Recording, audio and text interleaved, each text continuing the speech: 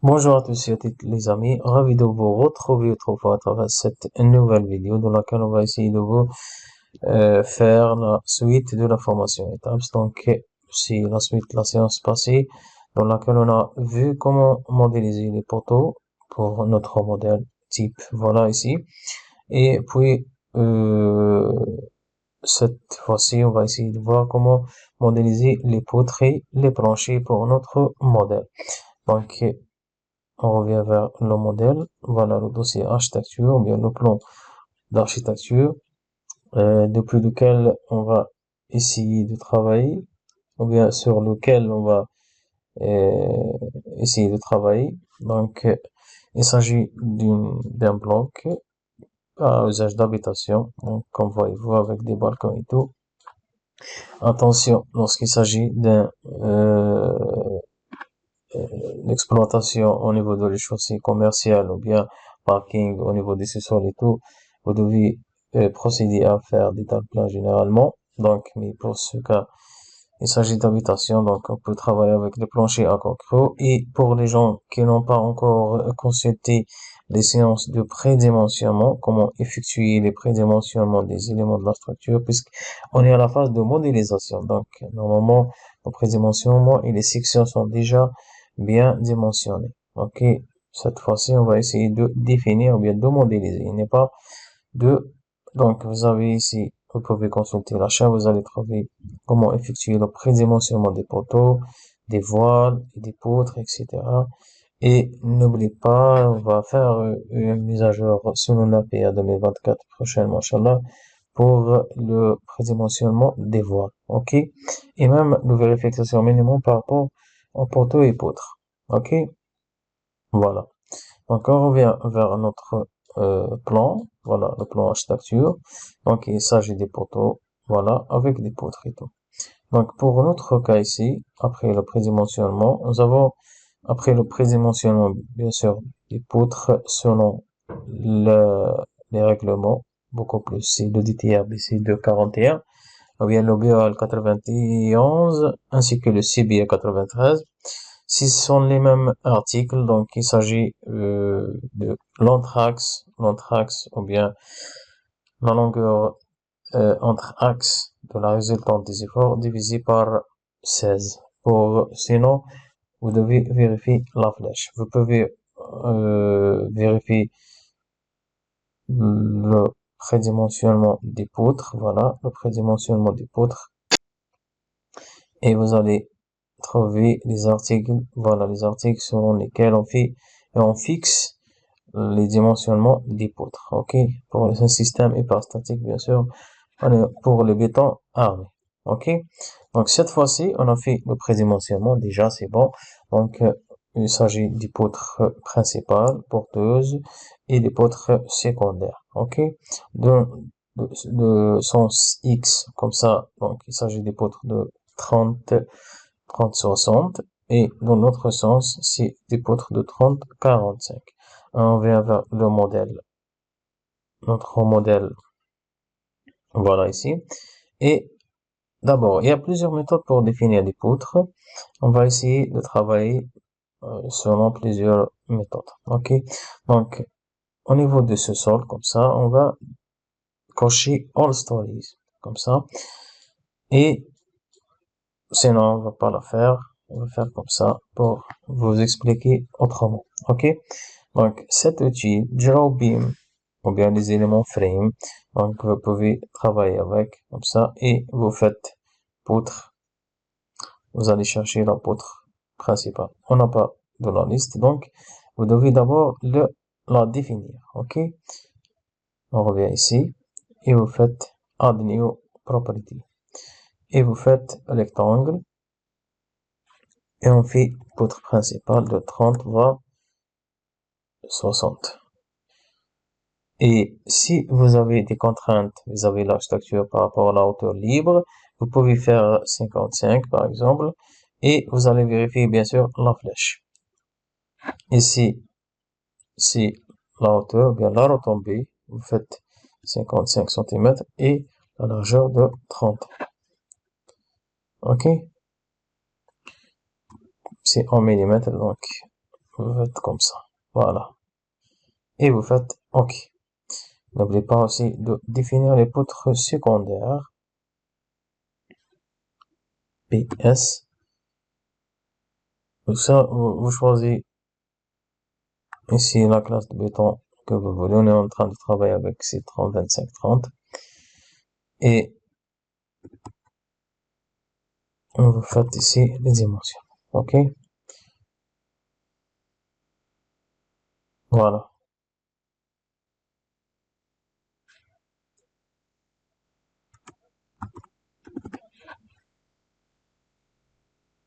Voilà. On revient vers le fichier. OK? Donc, vous devez garder toujours type offline frame et vous faites poutre principale 3055. Pour les poutres 3055, c'est celui-là.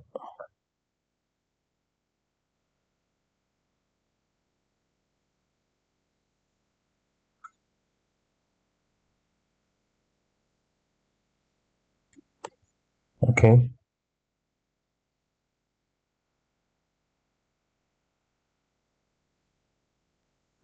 Vous pouvez sélectionner comme ça la poutre et vous faites CTRL R pour replicate. Ou bien vous sélectionnez les trois poutres et vous faites replicate comme ça. Et pick two point en model. OK? Comme ça. Voilà.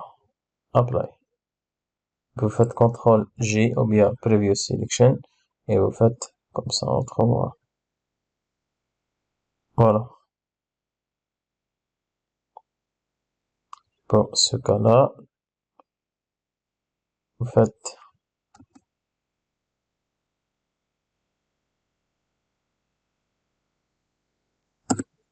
voilà. N'oubliez pas.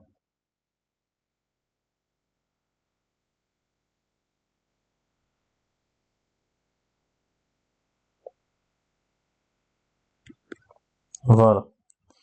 On est en train de travailler seulement au niveau sous-sol, le plancher niveau sous-sol, comme ça. Et comme voyez-vous, on a fait la modélisation des poutres principales dans le sens XX. OK? De l'autre sens, il s'agit des poutres de 30-45. Donc, on va faire comme ça. On peut faire directement une seule poutre comme ça. Vous pouvez la faire tout simplement comme ça.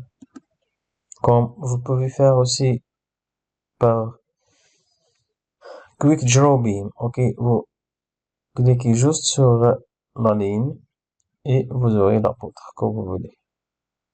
OK? Voilà. C'est simple. OK? Mais ici, ça se passe pas, donc, puisqu'on doit avoir une poutre ici. On doit avoir une poutre ici, donc, ça se fait pas. On doit revenir pour travailler avec Draw Beam, comme ça. Et vous faites, comme on a fait précédemment. Ici, il s'agit d'une projection perpendiculaire, donc, on doit cocher ça. Voilà.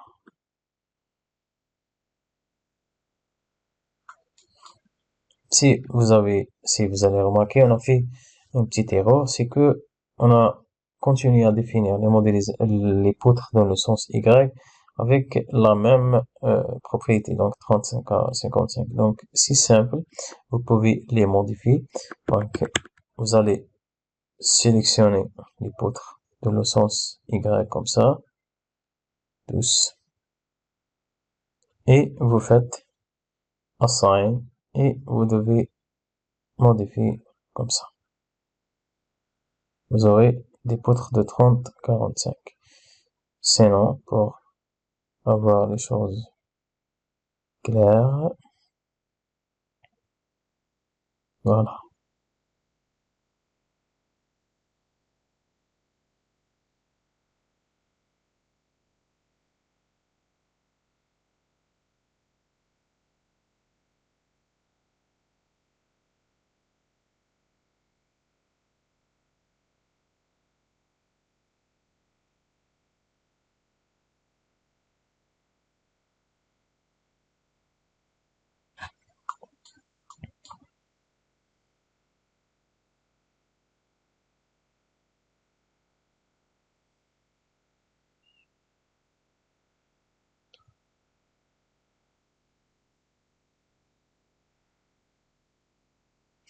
Voilà.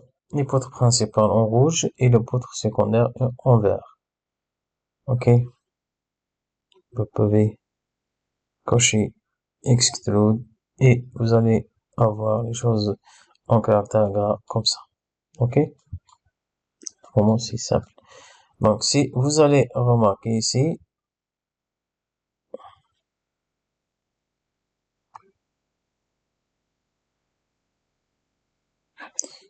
les poutres sont modélisées seulement pour les niveaux sous-sol. OK? Donc, ici, il s'agit d'une poutre de 30-45 qui sera appuyée sur une poutre de 30-55.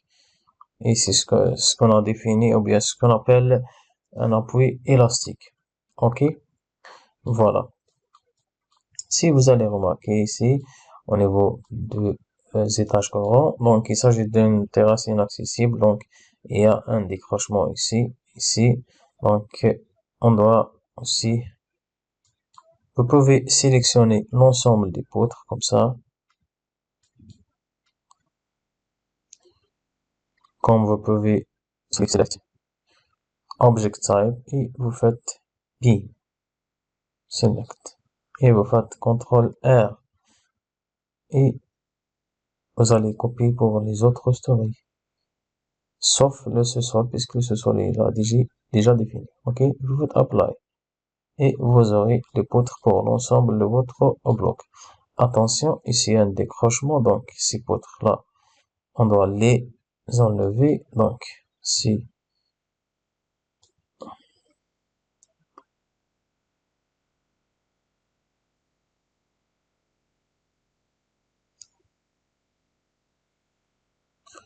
supprimer, donc,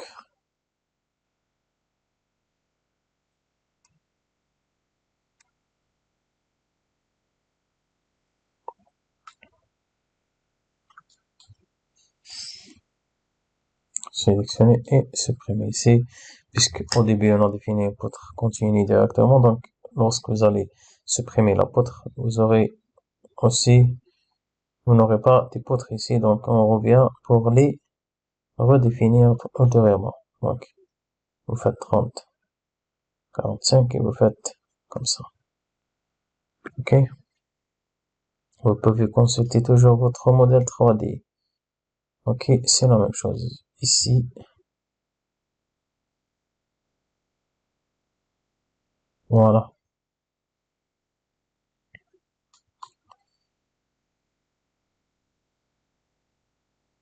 Vous avez défini les poutres pour l'ensemble de votre bloc. Attention ici aussi, vous ne devez pas oublier. Et c'est pour ça, attention aux éléments qui sont continus. Lorsque vous allez supprimer une poutre, donc la poutre sera supprimée pour l'ensemble des travaux. OK? N'oubliez pas toujours, et chaque fois, de faire la sélection ensemble de la base, n'est un one story, seulement one story, et vous faites l'encastrement toujours. OK? La structure doit être encastrée à la base. Maintenant, on passe à autre chose. Donc, si vous allez bien sûr consulter la vidéo de la prédimensionnement des planchers, et pour ce cas, il y a des planchers à corps creux puisqu'il s'agit d'habitation, puisqu'ils sont moins, si on parle de, selon nos facteurs économie et l'exécution rapide et tout, donc on doit opter pour des poutres à corps creux. Donc, puisqu'il s'agit d'habitation, donc on doit d'abord effectuer le prédimensionnement selon la vidéo qui a été déjà publiée sur la chaîne YouTube. Vous pouvez la consulter toujours. Et pour ce cas, il y a des trames de presque 5 mètres. Il y a 4, 4,90, 5, 4,55, 3, presque 4.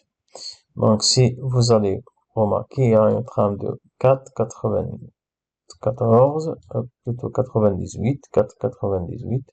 Donc, 4,98 divisé par 22,5. Donc, on peut trouver 22, 0,22. Donc, on doit faire, si vous allez remarquer, 16 plus 4 ou bien 16 plus 5, 21 cm n'est pas suffisante.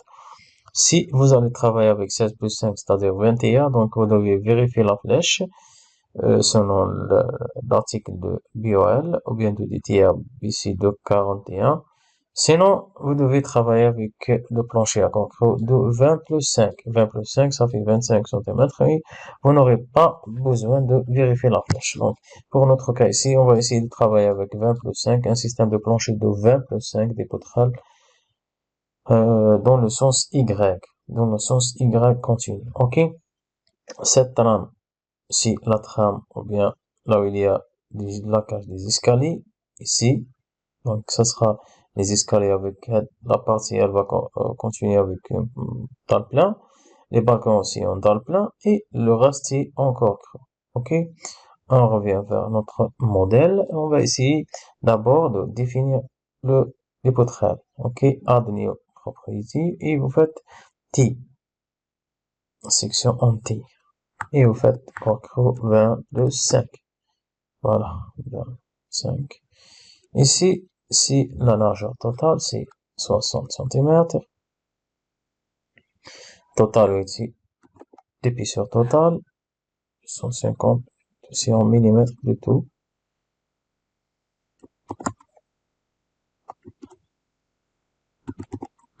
c'est l'épaisseur de lame.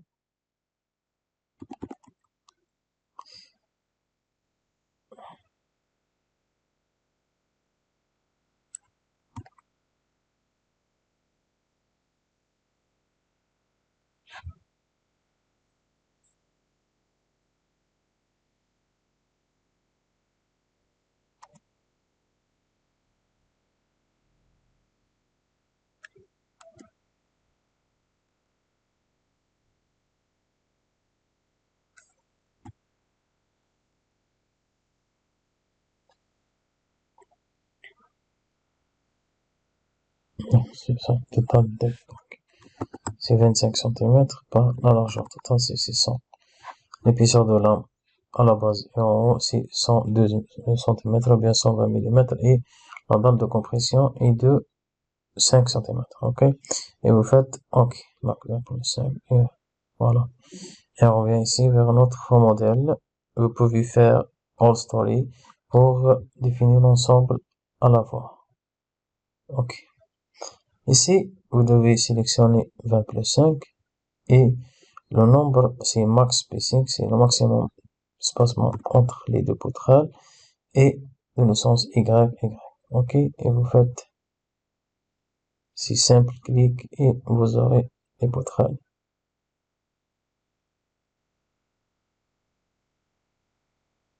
Ça, c'est une zone réservée pour les escaliers.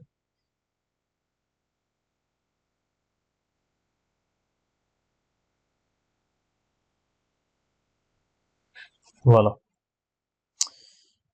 Donc, ici, n'oubliez pas cette ligne. Il s'agit d'une poutrelle ici aussi.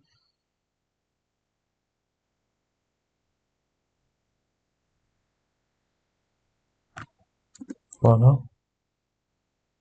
De la même façon, ici.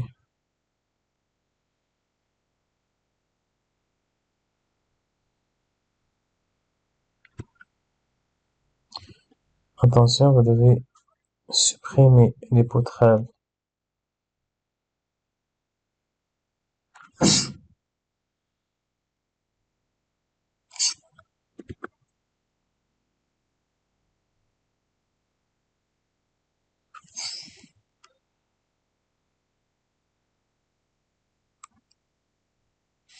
Et redéfinir les poutrelles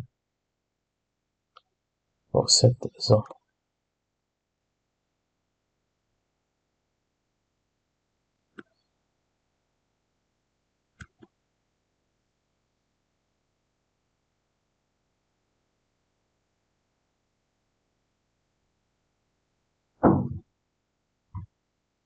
OK? Vous allez remarquer, on a fait la modélisation des poutres et les poutrelles pour notre modèle. La prochaine fois, on va essayer de faire des escaliers. On va essayer de vous montrer comment effectuer la modélisation des escaliers à l'intérieur ainsi que les différents types des balcons. Donc, normalement, c'est très simple. Vous pouvez garder la vidéo chez vous et vous pouvez la consulter dès que vous aurez besoin. Ok? Donc, merci autrefois pour votre attention et au revoir à la prochaine fois avec la modélisation des balcons et des escaliers avant d'aller passer à la fin d'analyse ou bien l'interprétation des résultats après lancer l'analyse selon l'APA 2024. Merci autrefois pour votre attention et au revoir.